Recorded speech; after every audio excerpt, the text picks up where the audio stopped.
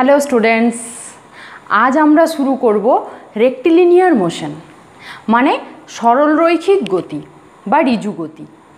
সেই ঋজু গতিতে সমীকরণগুলো কেমন আসবে সেগুলো আজকে আমরা ডিরাইভ করা শিখব। আরেকটা ইন্টারেস্টিং জিনিস শিখব। তোমরা এতদিন টি সেকেন্ডে কত সরণ হয় এগুলো শিখেছো, আজকে শিখব টি তম সেকেন্ডে কত সরণ হয়। ধরো থার্ড সেকেন্ডে ঠিক কতটা সরণ হলো বা ফিফথ সেকেন্ডে কতটা সরণ হলো, এগুলো আমরা আজকে বের করা শিখব। এটা খুব ইন্টারেস্টিং, কারণ ধরো ফিফথ সেকেন্ডে কতটা সরণ হলো তোমরা কি করবে, টি ইকুয়ালস টু 5 পুট করবে। মনে করো তোমাদের ক্লাসে আমি বললাম যে 5 জন স্টুডেন্ট এসো, তখন তোমরা কি করো 1 থেকে 5 চলে আসো, 1 2 করে 5 জন অবধি। আমি বলেছি 5 রোল অবধি এসো, তখন তোমরা 1 2 3 4 5 চলে আসো। কিন্তু আমি যদি বলি ফিফথ রোল নাম্বার এসো, তখন তোমরা কজন আসো? তখন কি সবাই চলে আসো 1 থেকে 5? না, তখন শুধুমাত্র ফিফথ জন যে মানে 5 নম্বর জন বা যার রোল নাম্বার 5 কেবল সেই আসো, তাই তো? তার মানে 1 থেকে 4 অবধি বাদ চলে যায়। ঠিক সেরকমভাবে আজকে আমরা শিখব যে n-তম সেকেন্ডে বস্তুকণাটার সরণ কত হবে। তার আগে আমরা আরও সরণগুলো দেখে নিই, সরণ বেগ এগুলো কত কত হচ্ছে সেটা আমরা দেখে নিই। তাহলে আমরা প্রথমেই শুরু করছি রেক্টিলিনিয়ার মোশন মানে একমাত্রিক অর্থাৎ একটা সরলরেখা বরাবর ঋজু গতি। তাতে কি হয়, যেহেতু একটা সরলরেখা বরাবর যাচ্ছে তার মানে ডিরেকশনটা সবসময় একই দিকে থাকছে, সেজন্য এক্ষেত্রে দূরত্ব ইকুয়ালস টু সরণ, এই দুটো সমান হয়ে যায়। স্পিড এবং ভেলোসিটি দুটো সমান হয়ে যায়, কারণ ডিরেকশনটা তো অপরিবর্তিত থাকছে। এইভাবে আমরা দেখো 3টে ইকুয়েশন আছে আমাদের। তো আজকে আমরা সেই ইকুয়েশনগুলোকে ডিরাইভ করব with the help of calculus. তোমাদেরকে আগের ক্লাসে ক্যালকুলাসটা সম্পর্কে বলেছিলাম একটু, যেটা আমাদের কাজে লাগে, তাই তো?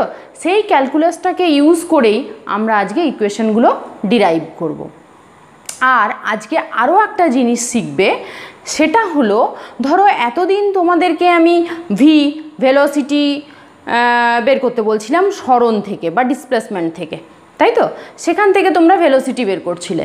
আজকে উল্টোটা করব, অর্থাৎ ভেলোসিটি দেওয়া থাকলে আমরা দেখব ডিসপ্লেসমেন্ট কত হচ্ছে, বা অ্যাক্সিলারেশন দেওয়া থাকলে দেখব ভেলোসিটি কত হচ্ছে। এই জিনিসগুলো আজকে আমরা শিখে ফেলব।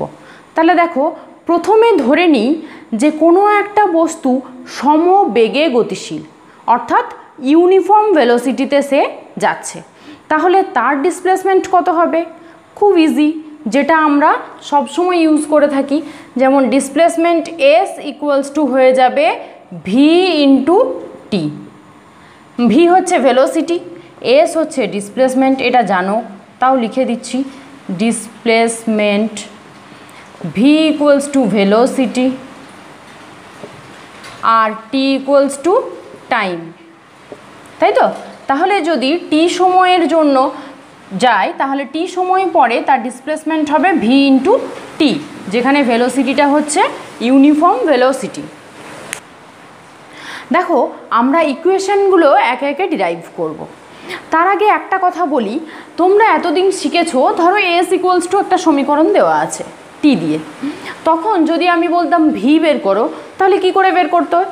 আগের ক্লাসেই শিখেছো এটা, তখন আমরা ডেরিভেটিভ করতাম, তাই তো? তাহলে ডিএস ডিটি ইকুয়ালস টু, এটা ডেরিভেটিভ হয়ে গেল এ। এইভাবে আমরা ভি ইকুয়ালস টু বের করতাম। কিন্তু এখন উল্টোটা বের করব, অর্থাৎ ভি দেওয়া আছে এস বের করব। তাহলে কি করব? দেখো, যখন আমরা এস থেকে ভি বের করতাম তখন ডেরিভেটিভ করতাম, তাহলে এখন উল্টোটা করতে হবে, অর্থাৎ ইন্টিগ্রেশন করতে হবে। দেখো কি লিখবো তাহলে?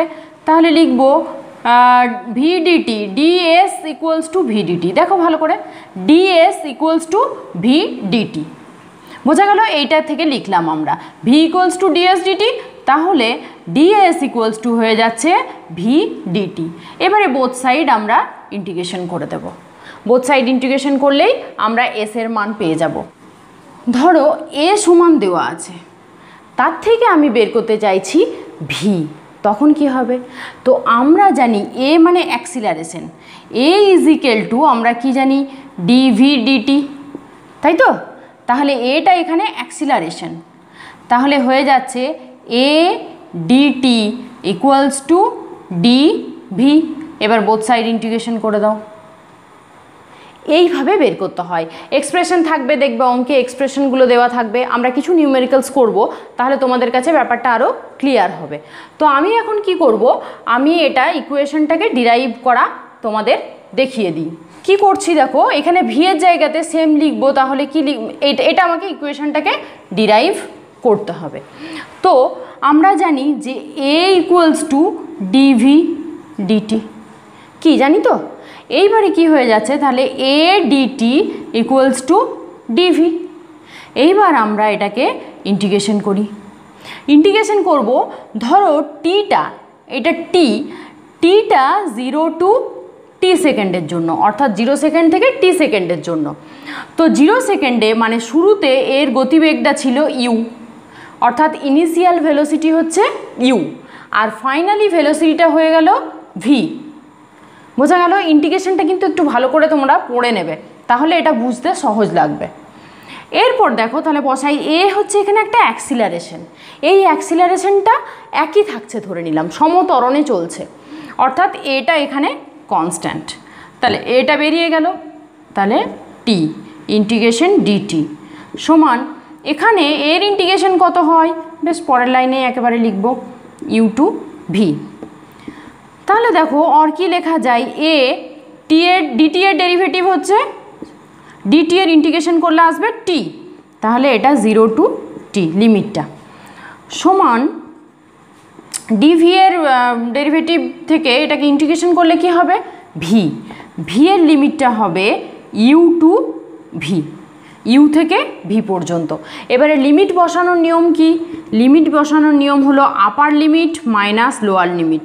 তাহলে আপার লিমিটটা কি আছে দেখো, আপার লিমিটটা আছে টি আর লোয়ার লিমিটটা 0 সমান এখানে দেখো আপার লিমিটটা কি আছে ভি, তাহলে ভি বসে গেল, আর লোয়ার লিমিটটা কি আছে ইউ। এটাই নিয়ম যে আপার লিমিট মাইনাস লোয়ার লিমিট, ইন্টিগ্রেশনের এটাই নিয়ম হয় লিমিট বসানোর ক্ষেত্রে। তাহলে দেখো এখানে কি পেলাম, A T equals to V minus U, তাহলে অর যদি ইউটাকে এদিকে নিয়ে চলে আসি তাহলে হয়ে যাচ্ছে A T plus U equals to V. দেখো এটাই ছিল আমাদের ইকুয়েশনটা, তাহলে এখান থেকে এটা আমরা প্রমাণ করতে পারলাম। এবার সেকেন্ড ইকুয়েশনটা দেখো, সেকেন্ড ইকুয়েশনটা কি না, s is equal to ut plus half a t square, এটা আমরা ডিরাইভ করব। কি করে করব, দেখো আমরা জানি v equals to v velocity equals to ds by dt, তাই তো? তাহলে আমরা যেমন এস থেকে ভি বের করতে পারি ডিফারেন্সিয়েট করে, তেমনি ভি থেকে যদি এস বের করতে যাই তাহলে তার উল্টোটা করতে হবে, অর্থাৎ ইন্টিগ্রেশন করতে হবে, যেটা আগে বললাম। তাহলে এটাকে কি করব, ds equals to v dt, এটা আমরা লিখতে পারি।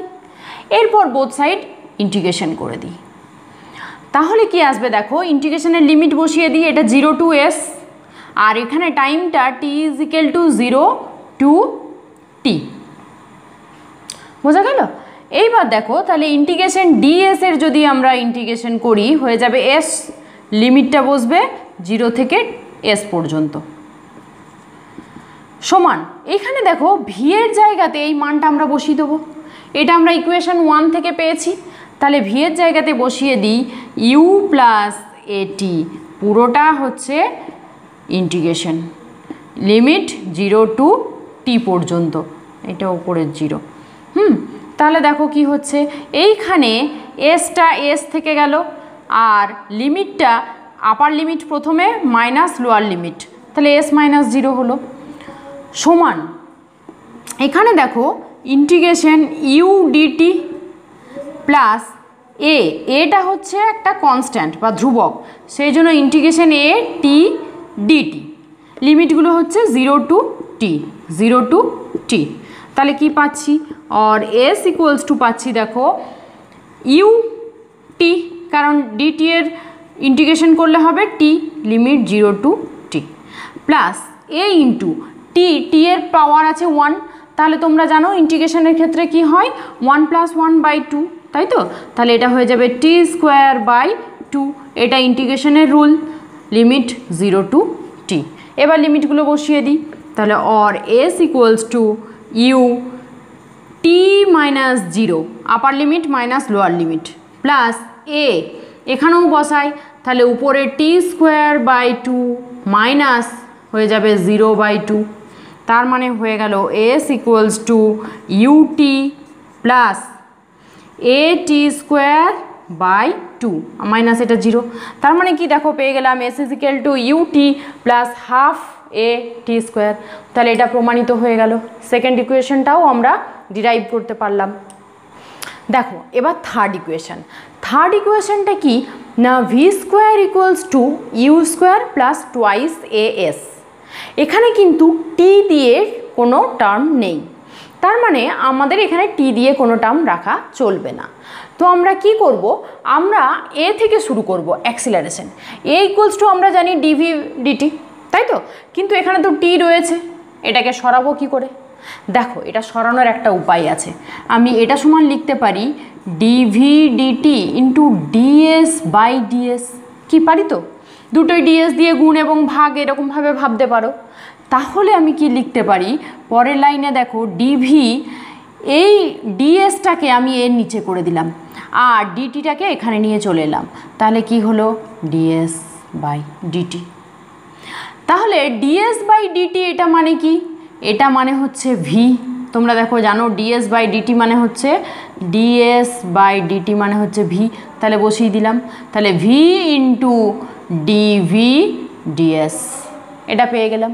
তো এটা তোমরা একটা মনে রাখবে যে a অ্যাক্সিলারেশন = এটাও লেখা যায় v dv ds।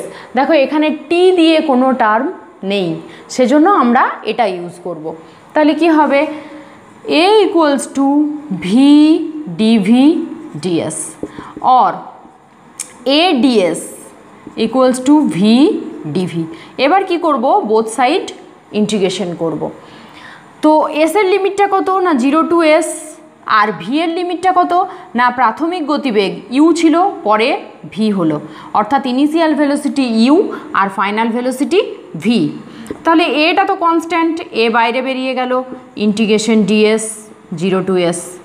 এখানে ভিটার ইন্টিগ্রেশন করতে হবে, পরের লাইনে আমরা করছি। তাহলে দেখো a ইন্টিগ্রেশন ds এর ইন্টিগ্রেশন করলে হয়ে যাবে s, লিমিট 0 to s। আর v আছে মানে v এর পাওয়ার 1 আছে, তাহলে এর ইন্টিগ্রেশন করলে কি হবে না এটার ইন্টিগ্রেশন করলে হবে v²/2, এটাই নিয়ম। তারপর লিমিটটা বসিয়ে দেবো u to v হয়েছে। তাহলে দেখো অর ইকুয়ালস টু a × এটা হচ্ছে s-0 মানে s সমান, এখানে কি হবে v²/2 আপার লিমিট বসালাম মাইনাস u²/2 লোয়ার লিমিট বসালাম, তাহলে কি পাচ্ছি as সমান পাচ্ছি 2 যদি লসাগু করি তাহলে v² - u²। আর এই 2টা যদি এদিকে নিয়ে চলে আসি তাহলে কি হলো না v² - u² = টুয়াইস as। और ইউটাকে এদিকে নিয়ে আসি ডান দিকে, তাহলে v² হচ্ছে u² প্লাস টুয়াইস as। দেখো এটাই ছিল আমাদের ডিরাইভ করার জন্য, আমরা পেয়ে গেলাম এখান থেকে। এবার যেটা তোমাদের প্রথমেই বলেছিলাম, অর্থাৎ nতম সেকেন্ডে বস্তুটা কত দূরত্ব যায়, সেই nতম সেকেন্ডের দূরত্বটা আমরা বের করব। n সময় পর্যন্ত ও যে দূরত্বটা গেল তার থেকে যদি n-1 পর্যন্ত দূরত্বটা বাদ দিয়ে দিই তাহলে আমরা পেয়ে যাব nতম সেকেন্ডে কত গেছে। বিষয়টাকে আরও খোলসা করে বলি, যেমন ধরো তুমি 5th সেকেন্ডে কতটা গেছো না 1 থেকে 5 সেকেন্ড অবধি যতটা দূরত্ব গেছো সেখান থেকে যদি 1 থেকে 4 সেকেন্ড অবধি যতটা দূরত্ব গেছো সেটা বাদ দিয়ে দাও, তাহলেই পড়ে থাকলো 5th সেকেন্ডের যাওয়া দূরত্বটা, তাই না? ঠিক সেরকমভাবে একটা ফর্মুলা আছে, দেখো ফর্মুলাটা হচ্ছে sn = মানে sতম সেকেন্ডে যে দূরত্বটা গেছে বা যে ডিসপ্লেসমেন্টটা হয়েছে equals to u plus half a 2n - 1। এটা হচ্ছে ফর্মুলা। এবারে একটা অঙ্কের উদাহরণ নিয়ে নিই, তাহলে তোমাদের ব্যাপারটা আরও পরিষ্কার হবে। দেখো প্রশ্নটা স্ক্রিনে আসছে তোমাদের। প্রশ্নটা আছে যে s5 5 সেকেন্ডে এটা যাচ্ছে 25 মিটার। তাহলে s5 এর ফর্মুলাটা কি না, এখানে বসিয়ে দিই 5, এখানে n = 5, তাহলে বসিয়ে দাও। তাহলে পেলাম u প্লাস হাফ a 2 × 5 - 1 বা u প্লাস হাফ a 10 - 1 মানে 9 হয়ে গেল, তাই তো? 10 - 1 9 হয়ে গেল। তাহলে 25 = এইটা, এটা নাম্বার 1 দাও। আরেকটা টাইম দেওয়া আছে যে s7 মানে 7তম সেকেন্ডে ও যাচ্ছে 33 মিটার। তাহলে সমান এটা লিখতে পারি u প্লাস হাফ a, এখানে n এর জায়গাতে বসে যাবে 7, তাহলে পড়ে থাকলো u প্লাস হাফ a 7 দুগুণে 14 - 1 = 13, তাহলে এখানে বসিয়ে দিই। এটা হচ্ছে ইকুয়েশন নাম্বার 2। তোমরা সমাধানের অনেক পদ্ধতি জানো, এই দুটো ইকুয়েশনকে যদি সলভ করো তাহলে তোমরা কি পাবে না, এখান থেকে পেয়ে যাবে a = 4 আর u = 7, এটা পাওয়া গেল। শুরু করার 9ম সেকেন্ডের পর বস্তুর বেগ কত আর বের করব, v = u প্লাস at, এটা জানো তাই তো? তাহলে এখানে বসিয়ে দাও, u মানে কত 7, a মানে কত 4 আর t মানে কত 9, তাহলে এটা বসিয়ে দিলে আমরা কত পাচ্ছি, এত সমান এটা হয়ে যাচ্ছে 43। এটা যেহেতু বেগ, এটা মিটারে নেই, পুরোটাই সেন্টিমিটারে আছে অঙ্কটা, হ্যাঁ, তাহলে এটা হয়ে যাবে সেন্টিমিটার পার সেকেন্ড। এরপর চেয়েছে যে 10 সেকেন্ড সময়ে বস্তুটি কত দূরত্ব অতিক্রম করবে। তো আমরা দূরত্বের ফর্মুলাতে বসিয়ে দেবো। আমরা জানি s = ut plus half a t², তাই তো? তাহলে এখানে 10 বসিয়ে দিই t এর জায়গাতে, u সমান কত 7 আর t মানে 10 প্লাস হাফ a মানে 4 আর t মানে 10, 10 এর স্কোয়ার। তাহলে দেখো কাটাকুটি করে আমরা কি পাচ্ছি, 70 প্লাস 10 10 100 200, তার মানে এটা হয়ে গেল 270 সেন্টিমিটার। বোঝা গেল? তাহলে আজ এই অবধি থাক। এর পরের দিন আমরা আসব একটা নতুন ইন্টারেস্টিং ভিডিও নিয়ে। ভিডিওটা কি হবে, পুরোটাই গ্রাফের ওপর, graphical representation of the equations. হ্যাঁ, কারণ প্রত্যেকটা পরীক্ষাতেই তোমরা দেখবে গ্রাফ থাকে, সেটা এমসিকিউতেও থাকে এবং বড় কোশ্চেনেও থাকতে পারে। তো সেই গ্রাফিক্যাল রিপ্রেজেন্টেশনগুলো নিয়ে আমরা আসব। কথাই বলে গ্রাফ কথা বলে, আমরা সেই কথাটাই বোঝার চেষ্টা করব পরের ভিডিওতে। তাহলে তোমরা দেখতে থাকো ভিডিও এবং চ্যানেলটিকে সাবস্ক্রাইব না করে থাকলে করে নাও এবং বেল আইকনটি প্রেস করে দাও যাতে তোমরা পরের ভিডিওগুলো পরপর পেতে পারো।